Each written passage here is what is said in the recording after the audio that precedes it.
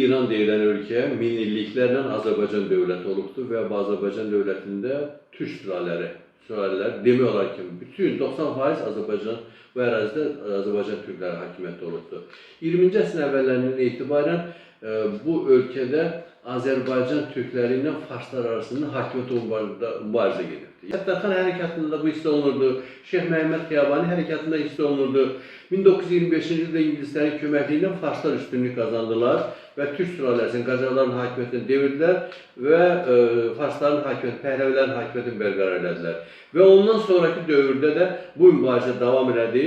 İkinci Dünya müharibəsindən sonra yenidən türklərlə farsların arasında mübarizə həmin dövrdə Rıza Məhəmməd Şahla Qacarların nümayəndəsi Məhəmməd Müsəddiq arasında mübarizə getdi. O şah rejimi artıq özünü doğrultmurdu.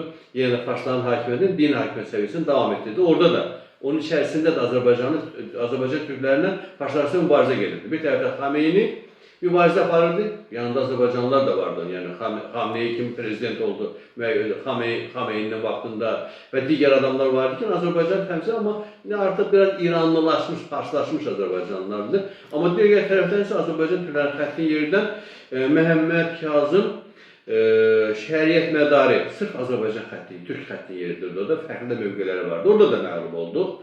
İndiki şəraitdə, yəni təbii ki, başqa bir qüvvəsi yoxdur artıq farsların və mən hesab edirəm ki, bu onların uğursuzluğundan xəbər verir, nəticəsiz mübarizəsindən xəbər verir ki, gör nə qədər bunlar ümidsizdirlər ki, o dövrdə Xameyni taxta çıxartdılar ortaya, şah gedəndə. İndi təzədən şahın üzərində qayıdılır, deməli, başqa variantları yoxdur. Bu bizim üçün yaxşı haldır, amma bizim tərəfdən, deyək ki, Pezeşkiyan tərəfindən müsbət hadisə odur ki, Pezeşkiyan müasir tərəflərə cavab verən, xalqın əksəriyyət tərəfindən, Azərbaycanlıların hamısı tərəfindən, yerdə qalanların isə əksəriyyət tərəfindən müdafiə olunan bir lider kimi ortaya çıxdı, bu bizim üstünlüyümüzdür. Bunların arasında gedən mübarizə mən hesab edirəm ki, müşahidələr onu göstərir, təhlil onu göstərir ki, yəni geriliyə, dünənə söykənmiş faspərəstlərlə, şahpərəstlərlə gələcəyə baxan türklər, Azərbaycan türklərinin arasında müqayisə olunmayan dərəcədə üstünlük bizim tərəfimizdədir. Amma iki ssenarinin gedə bilər orada hadisələr. Bir ssenari ondan ibarət ki, Pezeşkiyan Azərbaycan mahiyyətini İrana qaytarır, 1925-ci ildə itirilmiş Azərbaycan mahiyyətini